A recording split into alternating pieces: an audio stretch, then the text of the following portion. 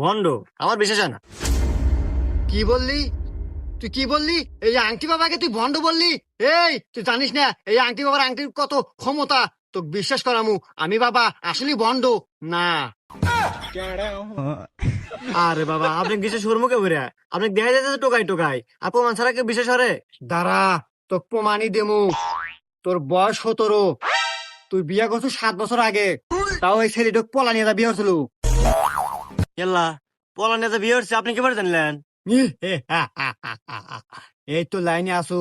আমি আংটি বাবা এই পৃথিবীর যত সাহসবাল আছে, যত মানুষ আছে, সকল মানুষের ব্যাকগ্রাউন্ড সম্পর্কে আমি জানি, কারণ আমি আংটি বাবা।